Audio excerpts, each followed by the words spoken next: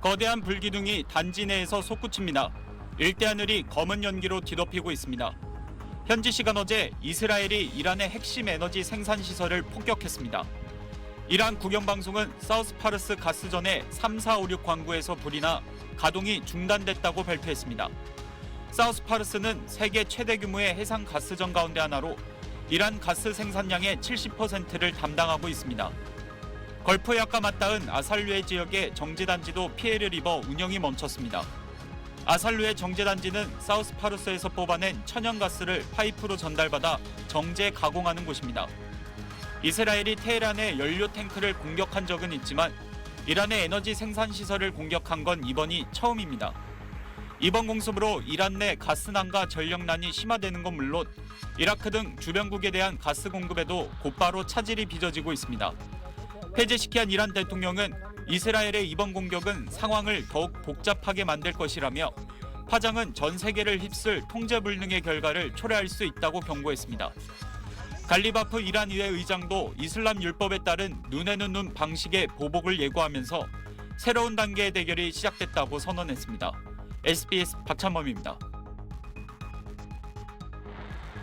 이란이 천명한 보복 공격 대상은 걸프국 등 지역 내 에너지 시설 전체였습니다.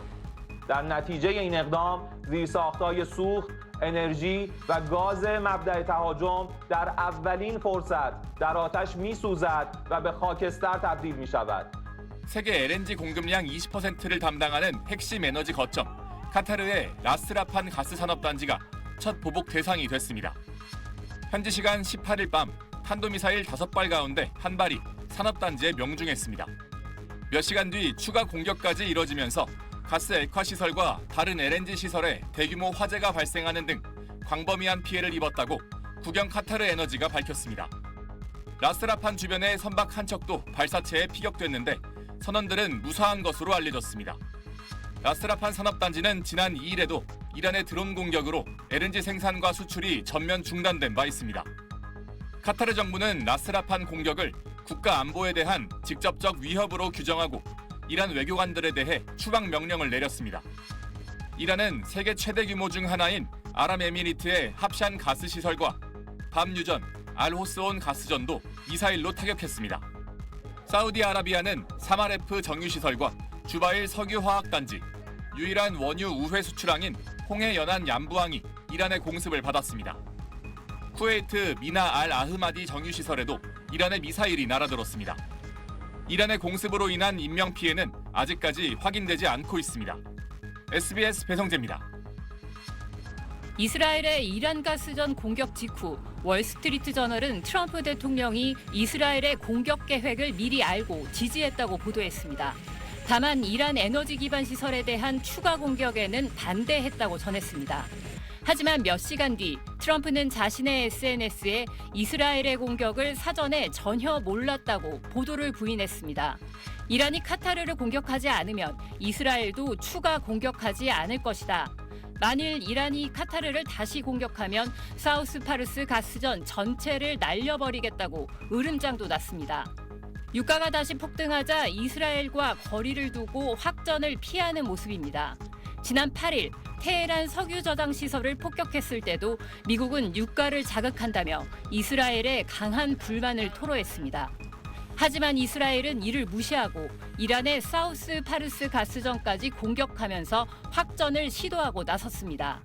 또 최고 지도자 하메네이를 시작으로 권력 실세 라리자니까지 이란 핵심 지도부 10명을 제거했는데 물밑에서 대미 협상을 모색했던 라리자니 사망 이후 강경파만 남은 이란 전시 지도부와 종전 협상은 더 어려워졌다는 분석입니다. 40년 만에 찾아온 기회라고 믿고 있거든요. 다른 의견들이 너무 많이 나오고 있어서 이스라엘 입장에서 좀 조급해질 것 같아요. 그래서 오히려 더 세게 몰아치면서 상황을 계속 확전 분위기로. 또 부패 혐의 수사와 지난 2023년 하마스 기습 공격에 대한 청문회를 앞둔 네타냐후 총리는 최대한 전쟁을 장기화하는 게 정치적으로 유리합니다. 조기 종전 압박에 직면한 트럼프에게 네타냐후가 회방꾼이 된 모양새입니다. SBS 유덕기입니다. 일본을 출발한 소형 항공모함급 강습 착륙함 트리폴리함이 주말쯤 페르시아만에 도착할 전망입니다. 유조선 보호 임무를 맡을 수도 있지만 핵물질 탈취나 하르그 섬 점령 등 특수작전을 지원하는 기지 역할을 할 가능성이 거론되고 있습니다. 로이터 통신은 미국이 대이란 군사작전의 다음 단계를 준비하고 있고 전력 강화를 위해 구체적인 추가 파병 논의가 이뤄지고 있다고 보도했습니다. 이들 병력을 활용해 이란 연안에 지상군을 배치하는 방안도 논의되는 것으로 알려졌습니다. 전쟁의 출구를 찾지 못하는 트럼프 미국 대통령이 특수부대를 동원한 이란 핵 탈취 작전을 벌일 가능성이 있다는 관측이 나옵니다. 성공할 경우 트럼프로선 이란의 핵 문제가 급박한 위기도 아닌데 왜 전쟁을 일으켰냐는 국내 반발을 잠재우는 동시에 종전을 위한 승리 선언의 명분도 챙길 수 있기 때문입니다. Will it be necessary to use even a limited ground force to secure whatever nuclear material remains in Iran? You mean to go in and get it? Yes, sir. Why would I tell you a thing like that? 영국에 주둔 중이던 특수작전 전용 수송기가 중동으로 향했다는 미 군사 전문 매체의 보도도 나왔습니다. 하지만 지상작전은 위험천만한 도박입니다. 장기전에 늪에 빠질 위험은 물론 핵물질 탈취 작전의 경우 교전 중 방사능 유출 등으로 인한 미군의 대규모 인명 피해도 각오해야 합니다. SBS 박상입니다. 네타냐후 이스라엘 총리는 개전 후 두 번째 기자회견을 통해 이란과의 전쟁에서 압도적인 승리를 거뒀다고 선언했습니다. אני יכול לבשר לכם, לאיראן אין היום אפשרות להעשיר אורניום ואין לה אפשרות לייצר טילים בליסטיים. 이란 정권 수뇌부에 심각한 분열이 벌어져 누가 실권을 쥐고 있는지도 불투명한 상황이라면서 이번 전쟁이 사람들이 생각하는 것보다 일찍 끝날 수 있다고도 전망했습니다.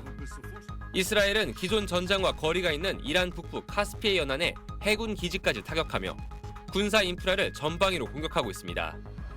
네타냐후 총리는 현지 시간 18일 이란의 사우스 파르스 가스전과 아살루의 정제단지를 공격한 걸 언급하며 추가적인 이란 가스전 공격은 중지한다고 밝혔습니다. Fact number one, Israel acted alone against the Slawiya gas compound. Fact number two, President Trump asked us to hold off on future attacks, and we're holding out. 앞서 이란은 이스라엘의 가스전 공격에 대한 보복으로 세계 액화 천연가스, LNG 공급량의 20%를 차지하는 카타르 라스라판 가스 산업단지를 공격했습니다.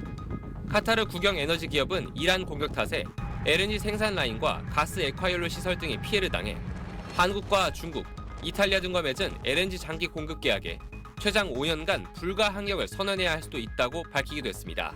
SBS 강민우입니다.